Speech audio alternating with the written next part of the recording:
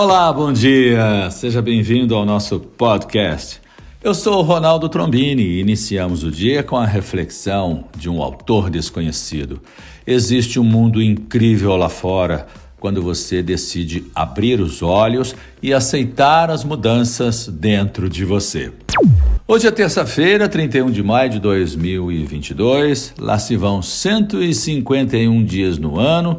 A Lua está na fase nova crescendo.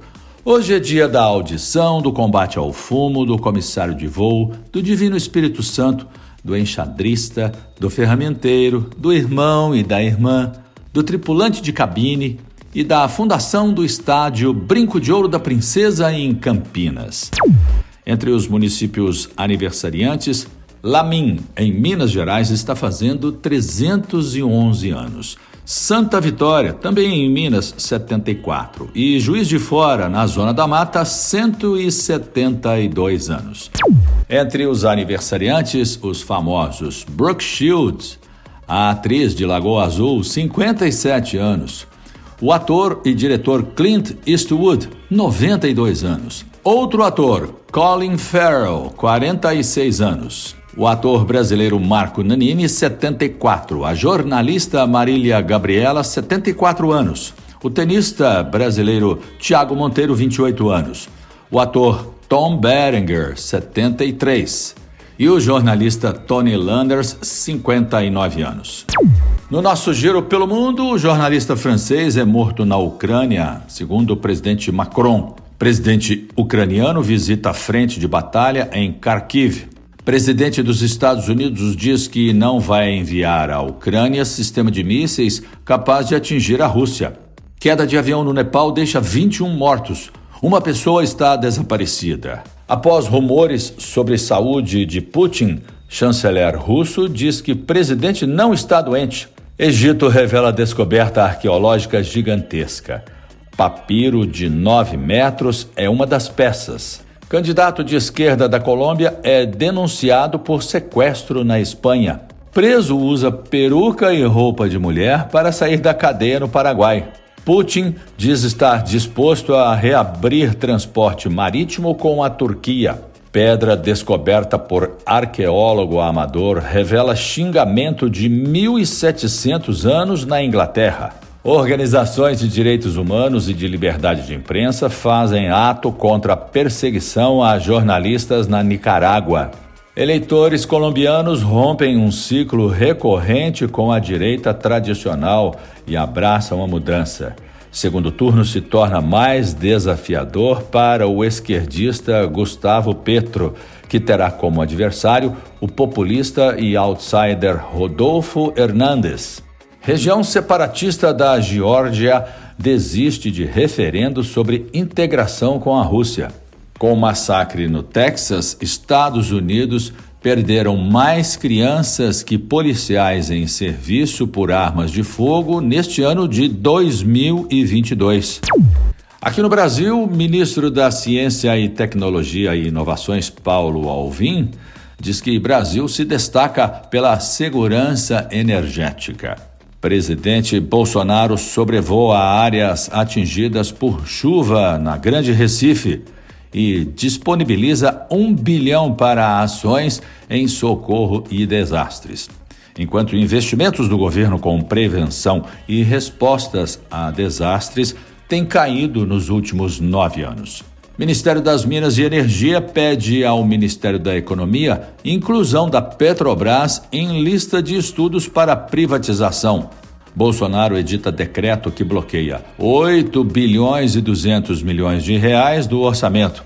Bolsonaro afirma que Petrobras pode quebrar o Brasil por aumentos do diesel. Presidente do Senado, Rodrigo Pacheco, diz que o projeto do teto do ICMS irá direto ao plenário, enquanto estados sinalizam ao Senado um recuo sobre a questão do ICMS. Ministério Público do Trabalho convoca a Volkswagen para audiência sobre trabalho escravo nas décadas de 1970 e 1980. Ministério Público de Contas de Minas Gerais investiga se houve irregularidade no contrato de sertanejos. Mulher de fiel vai à justiça e Igreja Universal é condenada a devolver R$84 mil. Novo modelo da Carteira Nacional de Habilitação começará a ser emitido amanhã. Em 4 meses, entrada de estrangeiros é 60% maior que em todo o ano de 2021. Site traz orientações sobre cobrança de taxa para entrar em Ubatuba, interior de São Paulo. Rio e São Paulo concentram 8 bairros com metro quadrado mais caros do país. Suspeitos de matar jovem em praça são encontrados jogando videogame em Belo Horizonte, capital do estado. Mais de 140 pessoas denunciam um golpe de venda de passagens falsas em Divinópolis, interior de Minas. Procurado há 2 anos, ex-sócio da Daslu é preso em São Paulo. Operação da Polícia Federal coíbe contrabando de cigarros eletrônicos no Distrito Federal. Policiais militares do Rio de Janeiro começam a usar câmeras acopladas ao uniforme.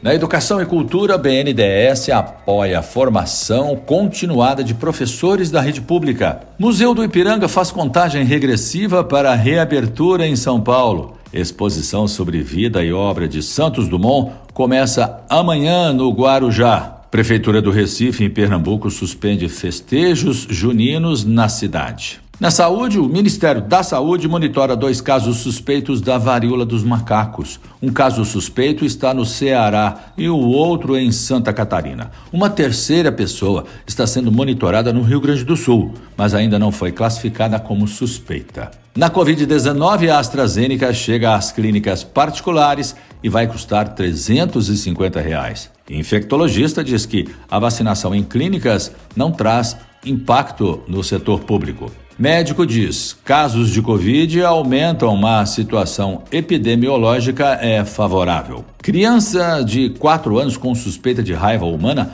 morre em Bertópolis, Minas Gerais. Organização Mundial de Saúde diz que a indústria do tabaco mata 8 milhões de pessoas por ano. Xangai vai suspender restrições de lockdown amanhã.